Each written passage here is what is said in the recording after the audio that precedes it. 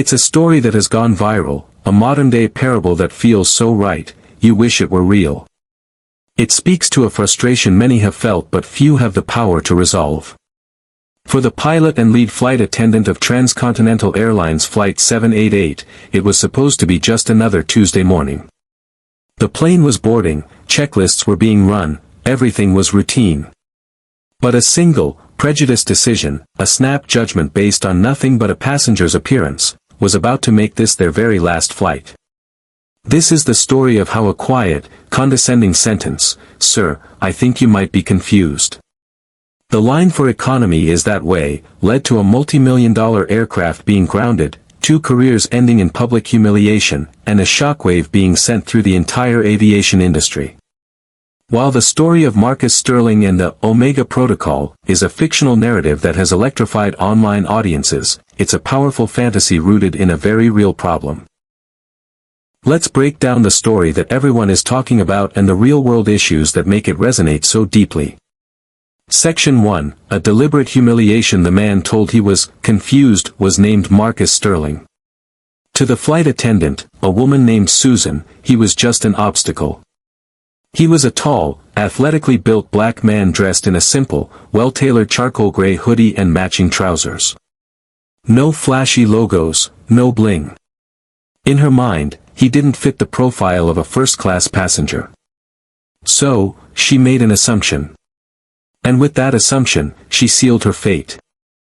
Marcus held up his boarding pass. The ink was clear, seat 2A, first class. "I believe I'm in the right place," he said, his voice calm, betraying none of the fury building inside him. He was tired, having just closed a grueling, $9 billion deal. This flight was supposed to be a moment of peace. He wasn't looking for a fight, he was just looking for his seat. Susan barely glanced at the ticket. "I'm sure it's a mistake," she said, her smile tightening. "Let me find your actual seat in the main cabin." The condescension was thick. Behind her, the passenger who had already taken seat 2A, a man in a loud Hawaiian shirt, smirked, enjoying the show. This experience, being treated like an imposter in a space you've earned, is not an isolated incident in the real world. In 2017, the NAACP issued a national travel advisory for American Airlines, citing a pattern of disrespectful, discriminatory, or unsafe conditions for African American passengers. This was a huge step, a public declaration that a major airline had a problem. One of the incidents that prompted this advisory involved a black woman who was moved from her purchased first-class seat to coach, while her white traveling companion was allowed to stay.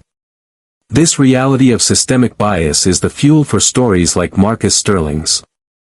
On the fictional Flight 788, Marcus tried one last time. "My name is Marcus Sterling. The ticket is for seat 2A. I'd like to take my seat." This was too much for Susan. "Sir, I'm going to have to ask you to step aside.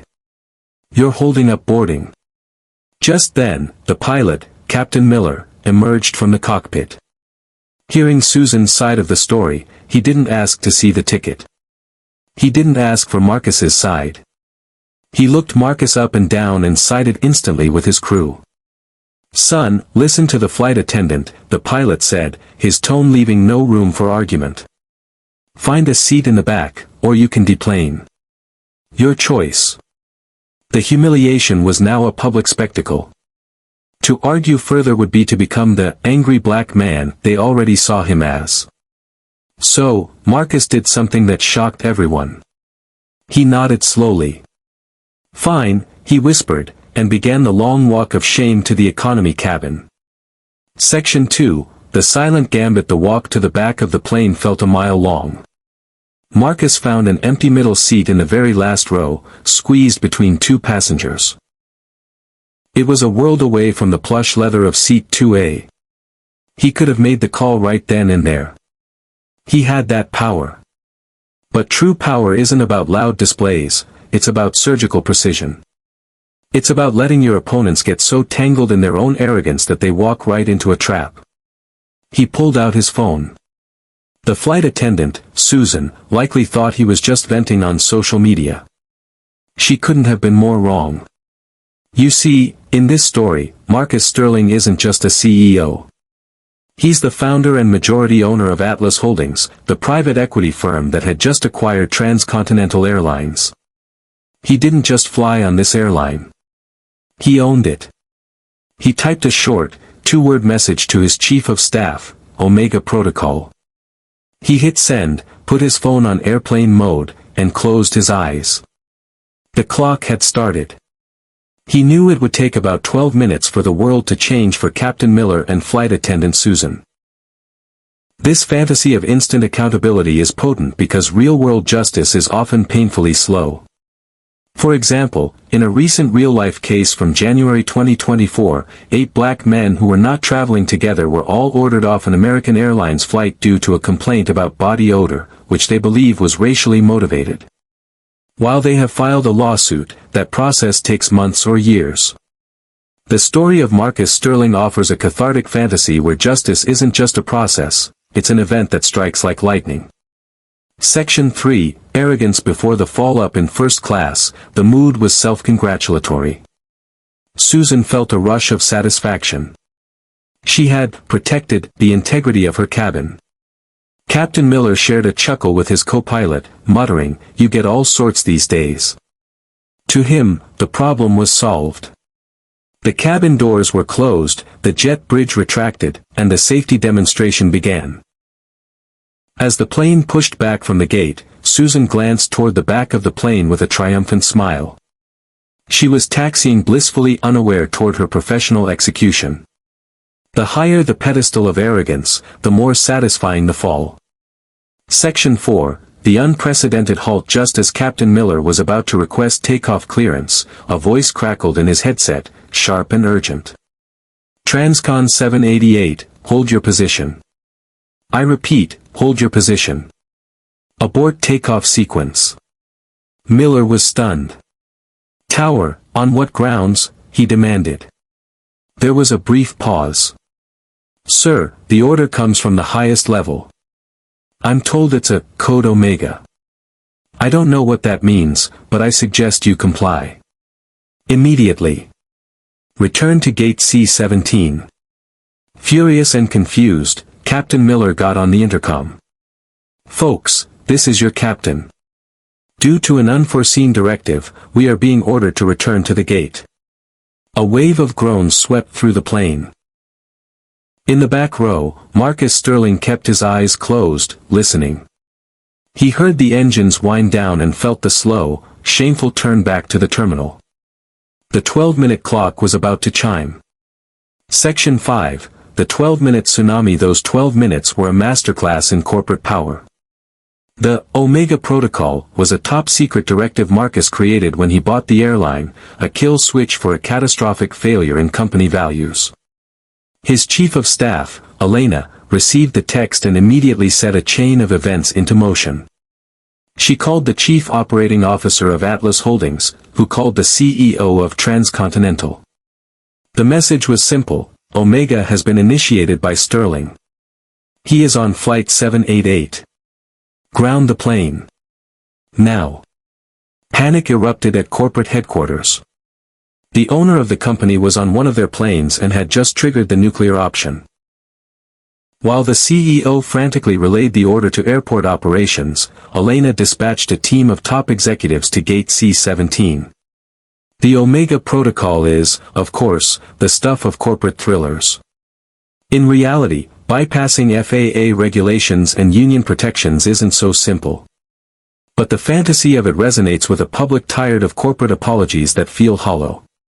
After the 2024 incident where black passengers were removed from a flight, American Airlines CEO did issue a letter condemning the event and promising to rebuild trust, but this came after a lawsuit and public outcry. The fictional Omega Protocol fulfills the desire for immediate, decisive consequences.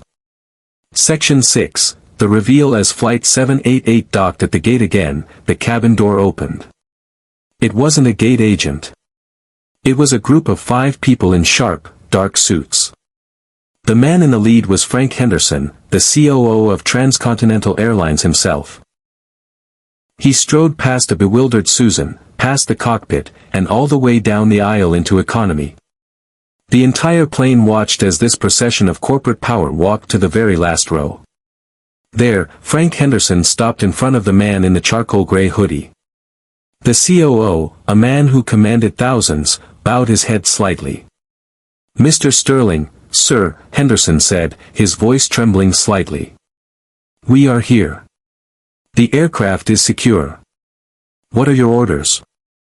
A collective gasp filled the cabin. Phones were suddenly and secretly raised. In that one moment, the entire power dynamic of the aircraft was flipped upside down.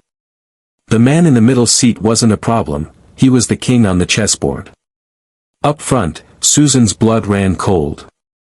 Sterling. The name of the mysterious new owner. The man in the hoodie. Captain Miller came out of the cockpit and saw his own COO bowing to the passenger he had threatened to kick off the flight.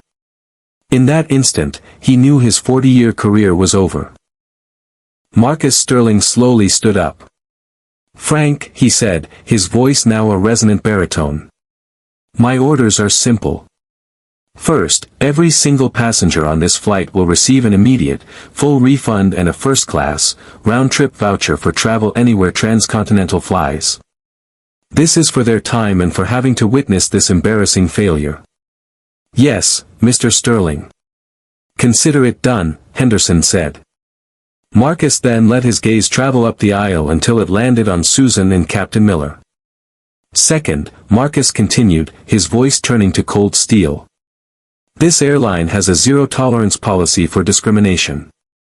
You," he said, looking at Susan, "judged a passenger on the color of his skin and the clothes he wore.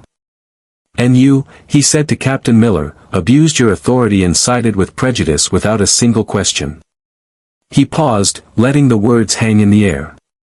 "Frank," Marcus said, turning back to his COO.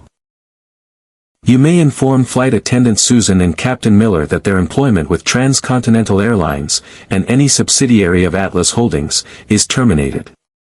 Effective immediately. It was a public execution. No appeal, no union meeting." Susan let out a strangled sob.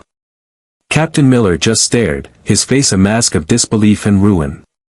His identity, everything he had built, was stripped from him in seconds by the man he had dismissed as son. Section 8. From viral moment to corporate change. As security escorted the former pilot and flight attendant off the plane, Marcus addressed the remaining passengers. "Ladies and gentlemen, on behalf of this airline, I offer my deepest apologies. A new flight crew is on its way." The passengers erupted in applause. They had just witnessed pure, unadulterated justice. Before the new crew even arrived, videos of the incident were trending worldwide under #AirlineAccountability. By the time the flight finally took off 3 hours later, with Marcus Sterling quietly seated in 2A, the story was a global phenomenon. But for Marcus, this was just the beginning. Firing 2 employees doesn't solve a systemic problem. In the weeks that followed, he implemented sweeping reforms. He empowered the airline's Diversity, Equity, and Inclusion Council, mandated rigorous new training on unconscious bias, and, most importantly, tied executive bonuses directly to DEI metrics and customer satisfaction scores related to fair treatment. He used the moment to dismantle the very system that allowed the incident to happen. This mirrors real-world demands from groups like the NAACP, which called for a DEI advisory council at American Airlines to prevent future discriminatory acts. Conclusion: the story of Marcus Sterling and Flight 788 is a work of fiction, but it has captured the public imagination for a reason. It's a power fantasy that speaks to a painful reality. The injustice that sparked the story is all too real, experienced by people every day. The story resonates because it delivers the one thing that so often seems missing in the real world: swift, decisive, and unequivocal accountability. It's a parable for our times, a reminder that true authority comes from integrity, not a title. What would you have done in Marcus Sterling's position? Would you have taken the same path? Let us know your thoughts in the comments below. And if you believe that justice and accountability should be non-negotiable, show your support by commenting with the word justice. Thank you for watching.